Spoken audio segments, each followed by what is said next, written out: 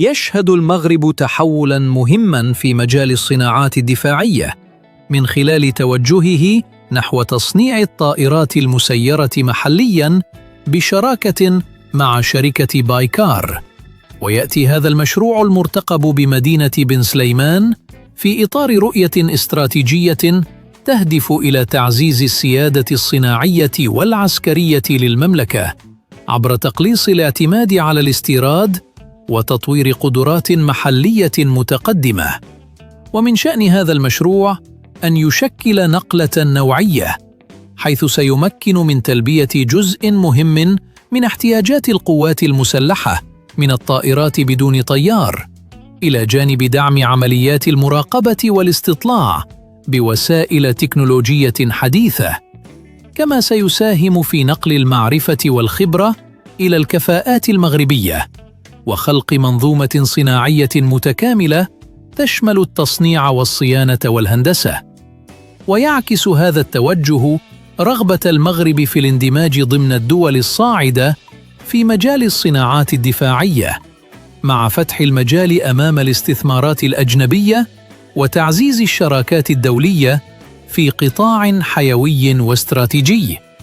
كما يرتقب أن يسهم هذا المشروع في خلق فرص شغل نوعية لفائدة الكفاءات المغربية، خاصة في مجالات الهندسة، الإلكترونيات والذكاء الاصطناعي، مما سيعزز من جاذبية المغرب كمركز إقليمي للصناعات التكنولوجية المتقدمة.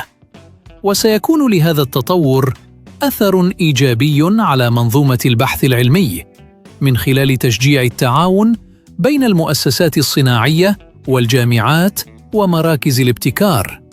إضافة إلى ذلك، قد يفتح تصنيع الطائرات المسيرة محلياً آفاقاً جديدة أمام المغرب لدخول سوق التصدير، خاصة نحو التصدير فريقية التي تعرف طلباً متزايداً على هذا النوع من التكنولوجيا، سواء في المجال الأمني أو المدني، مثل الفلاحة الذكية ومراقبة الحدود.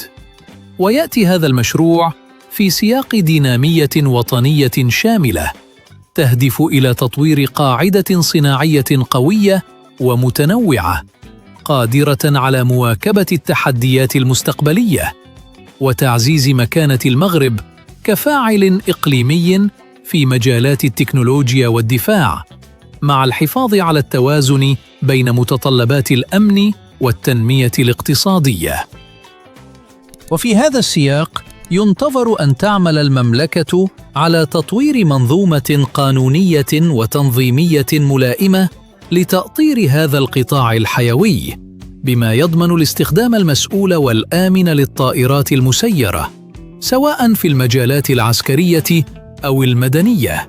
كما ستعزز هذه الخطوة من قدرات المغرب في مجال الأمن والدفاع، خاصة في ظل التحديات الإقليمية المتزايدة التي تتطلب وسائل مراقبة حديثة وفعالة.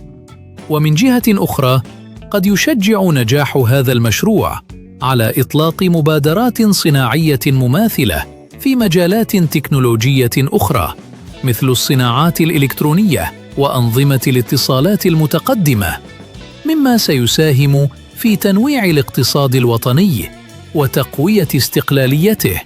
كما يتوقع أن يشكل هذا الورش رافعة لتطوير سلاسل توريد محلية عبر إشراك المقاولات المغربية الصغيرة والمتوسطة في مختلف مراحل الإنتاج.